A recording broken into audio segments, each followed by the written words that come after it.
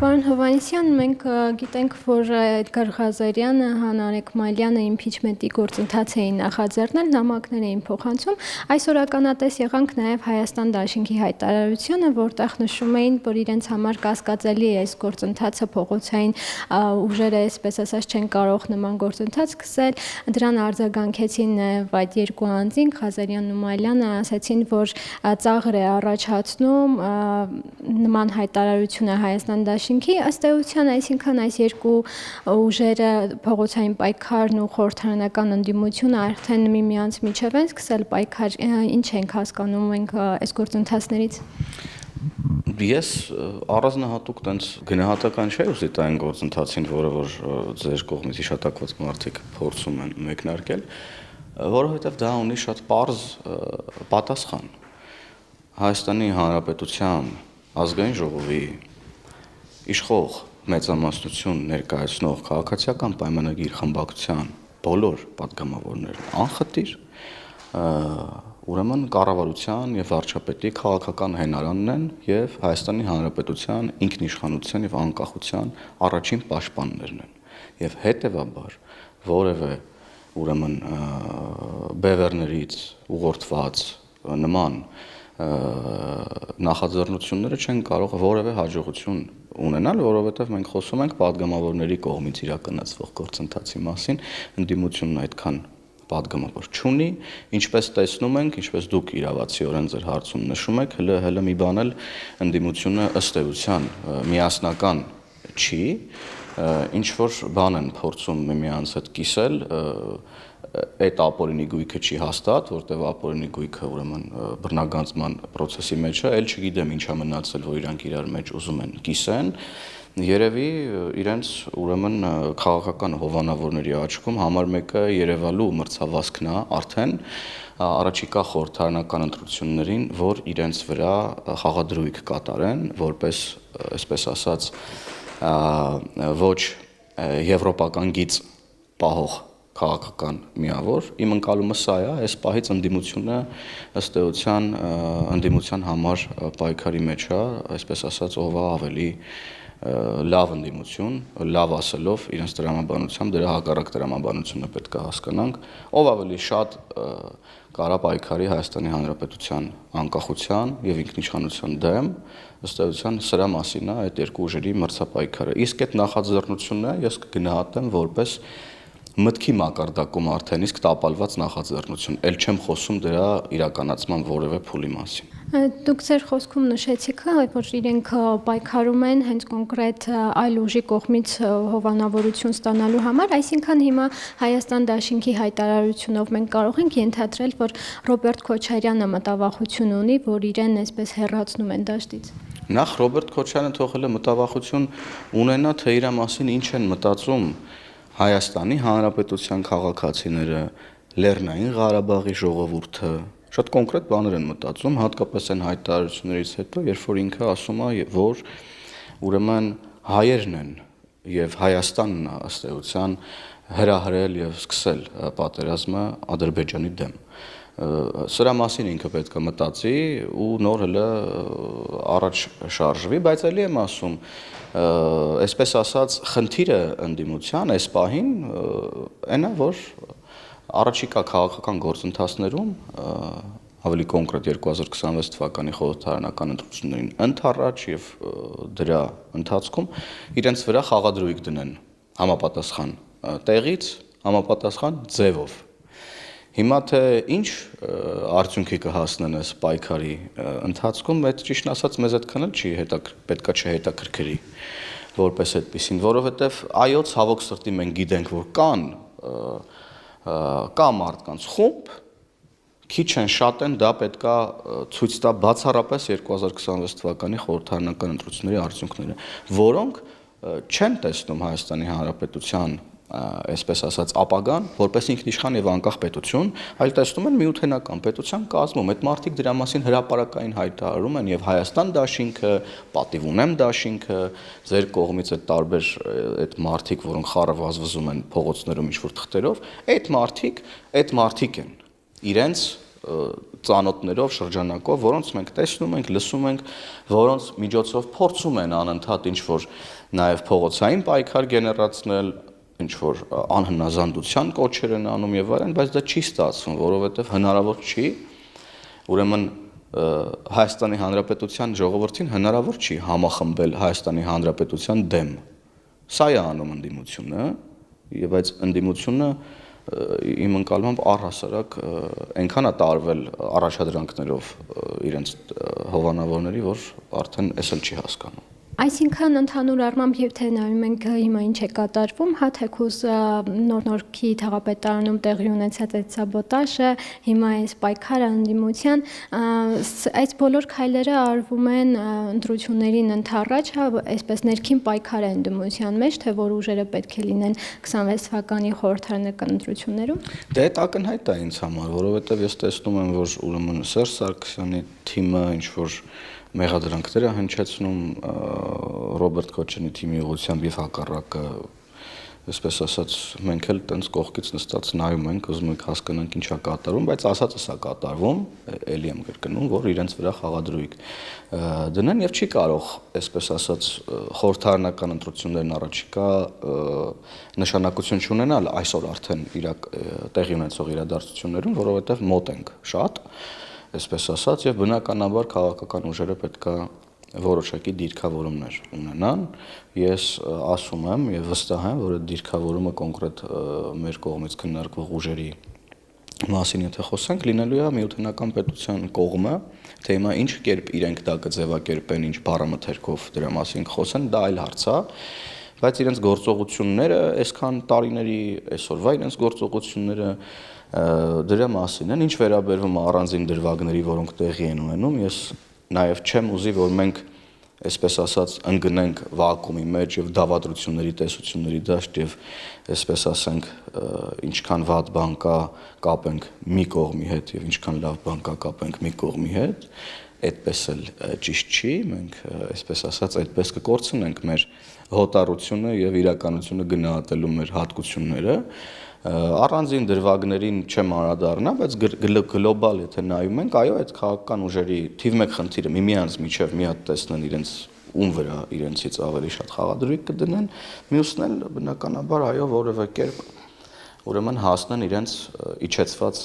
հրահանգի իրականացմանը ամենակեղտոտ ձևերով ընդհուպ տարեց մարդկանց փողոցում թևերից քաշելով եւ այլն եւ այդպես շարունակ ինչ որ պիղծ բաներով զբաղվելով։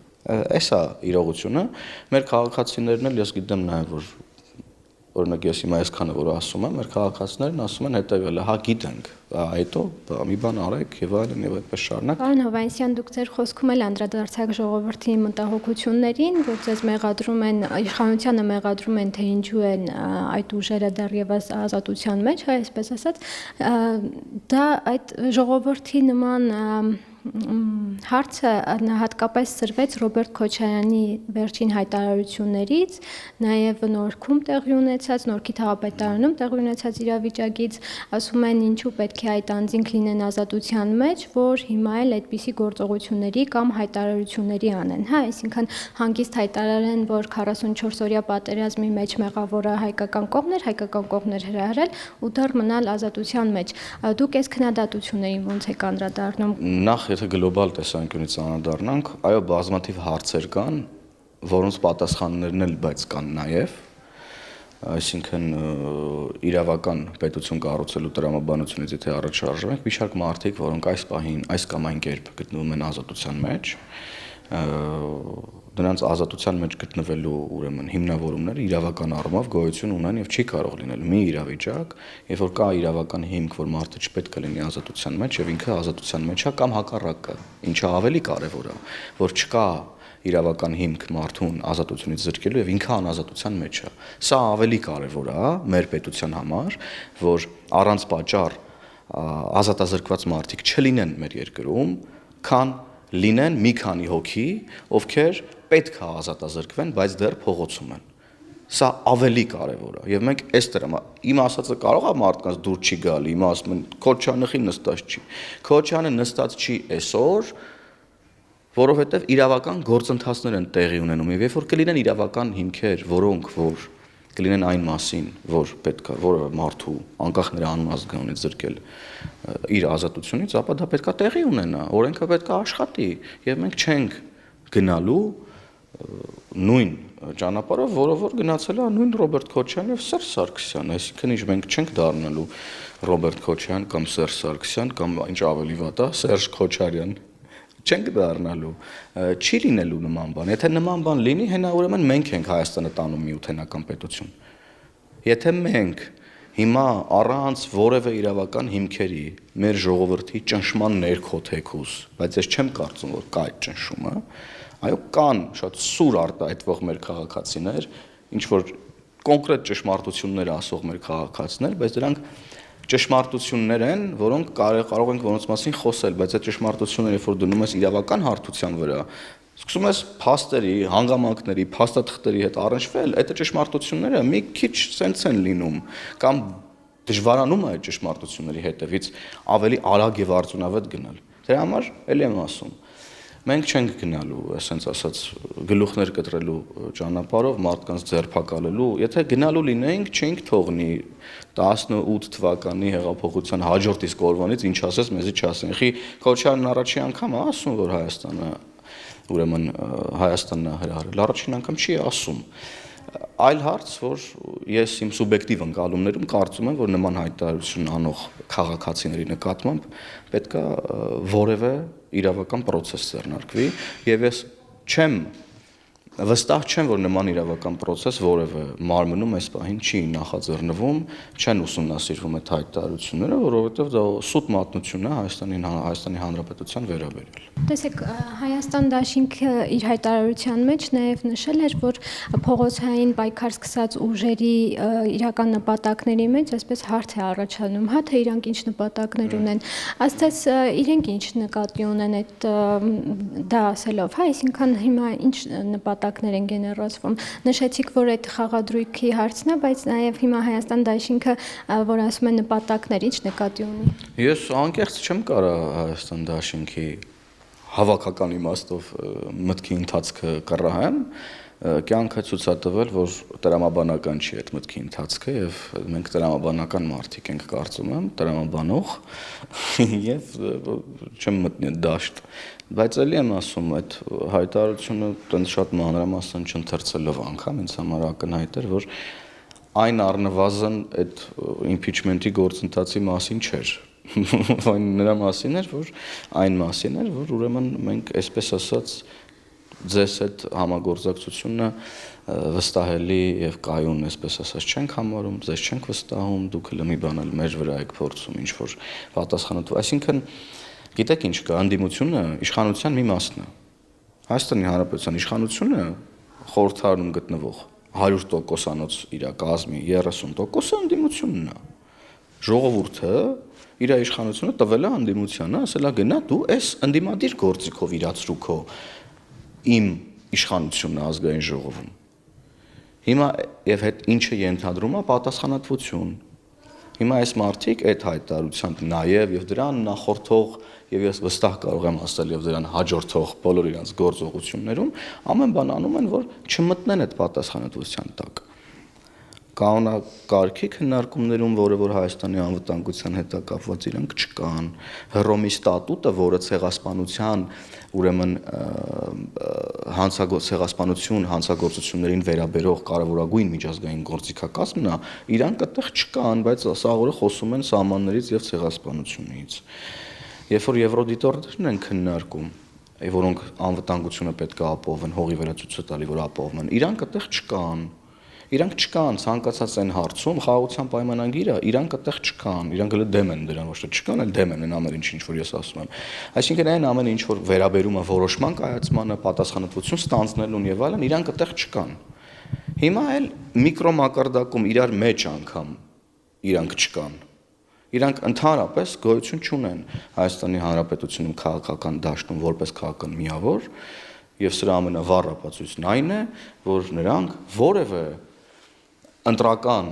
գործընթացում Հայաստանում իրենց սեփական դեմքով եւ անունով չեն մասնակցում, որովհետեւ երես չունեն Հայաստանի Հանրապետության քաղաքացու առաջ կանգնեն ու, չգիտեմ, ինչ-որ մի բան էլ ասեն։ Էսա իրողությունը եւ իրենք այդ հայտարարությամբ եւ առհասարակ այս գործընթացը վարչապետին impeachment հայտնելու մասին չի, իրանց են հիմա impeachment հայտնում եւ ընդդիմության հերթական ուրեմն բանն է, հոգեհանգստի արարողությունն են կազմակերպում, այս անգամ առանց իրանց սիրելի տերտերների։ Հիմա այս հայտարարություններից, այս գործողություններից էլ ինչ սպասել իրենցից, այսինքն կարող է նաև այդ արտաքին ուժը, որի խաղադրույքի համար իրենք պայքարում են, դուք էլ նշեցիք ձեր խոսքում, ինչ որ այլ հանձնարարություններ տալ, այստեղ այսպես ինչ որ լուրջ գործողության գնալու համար։ Կուզեմ ոչ թե մենք քննարկենք թե ինչ են անում ուրիշները, ինչ են մտածում ուրիշներն, ինչ ենք անում մենք առհասարակ, մեզ առհասարակ բոլոր տեսակի ռիսկերից ապահովելու համար։ Այդ կարող լինի ներքաղաքական ռիսկ, այդ կարող լինի արտաքին քաղաքական ռիսկ։ Այսօրվա մեր իրականության մեջ դրանք ըստ էության միախառնվել են եւ արտաքին քաղաքական ռիսկերը կոնկրետ դեմքերով ներկայացված են Հայաստանի ներքաղաքական կյանքում։ Մենք մեր անելիքն ենք անում, այսինքն նախ Հայաստանի Հանրապետությունում հասարակական կարգի պահպանման տեսանկյունից ամեն բան արվում է եւ մենք ինստիտուցիոնալ իմաստով մեծ փոփոխություններ ենք իրականացնել, որ որևէ մեկը չկարողանա ոտնձգել ուրեմն իրավակարգի դեմ Հայաստանի Հանրապետության։ Սա գլխավոր անելիքը։ Այս sense ասած հողի վրա տեղի ունեցող հնարավոր գործողությունների իմաստով ես կարծում ձեր հարցը նաև այն մասին էր, չգիտեմ, զանգվածային ինչ որ անկարգությունների եւ այլն իմաստով նախ դրա համար պետքա էլի եմ ասում մարդկանց համախմբել ինչ որ մի նպատակի շուրջ եւ այդ նպատակը չի կարող լինի Հայաստանի Հանրապետության միութենական կազմ մտնելը դրա շուրջ համախմբվում են իրանց ընկերներով այդքանով իչքանով որ այս 7 տարի է իրար հետ համախմբված են հիմա պարզվում է այդ էլ համախմբված չեն հնարավոր չի այսինքն դա տեղի ունենա բայց եթե նման փորձեր ձեռնարկվեն ապա հասարակական կարգի տեսանկյունից ես հստակ կարող եմ ասել որ նման խնդիրներ մենք չենք ունենա իսկ քաղաքական առումով ինչ տեղի կունենա մինչև 26 թվականի ընտրությունները չեմ կարծում որ նոր օրակարգ ընդդիմությունը բացի միութենական պետություն կազմտնելու կարող է առաջարկել հայ ժողովրդին եւ հետեւաբար առաջիկա ընտրություններում նրանց որպես քաղաքական, այսպես ասած, միավոր հաջողությունները շատ ցածր եմ գնահատում Հայաստանի Հանրապետությունում։ Այսինքն հիմա իշխանությունը ինչ դիրքորոշում ունի, որպեսզի ժողովուրդն էլ այսպես վստահ լինի, որ իշխանությունը իր կողքին է ու որքանով էլ դիմության ներկայացուցիչները ինչ որ գործընթացներ նախաձեռնեն, միևնույն է դրանից ոչ կտուժի ժողովուրդը, ոչ Հայաստանի Հանրապետության անկախությունը։ Ձեր հարցի պատասխանը պետք է դիտարկենք վերջի 7 տարիներին տեղի ունեցող իրադարձությունները, երբ որ ընդդիմությունն ամեն ինչ արել է, ընդհանուր մինչև նոյեմբերի 9-ով հələ պետք է մի հատ հիշենք, ինչ է արել, ինչ մահափորձեր է իրականացրել, հարձակվել է պետական շինությունների վրա, քաղաքացիների վրա,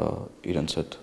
ոչ համաձայն եւ հետեւաբար արդեն այսքանից հետո ես հստակ կարող եմ ասել Հայաստանի Հանրապետության ժողովրդավարությունը չի տուժել, հայ ժողովուրդը չի տուժել։ Այո, բարոյահոգեբանական ներվերի իմաստով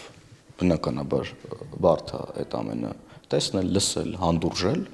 բայց գին ունի Հայաստանի Հանրապետության պետականության եւ անկախության պահպանումը եւ մենք հիմա պետքա դա նաեւ հաշվի առնենք, չենք կարող հաշվի չառնել։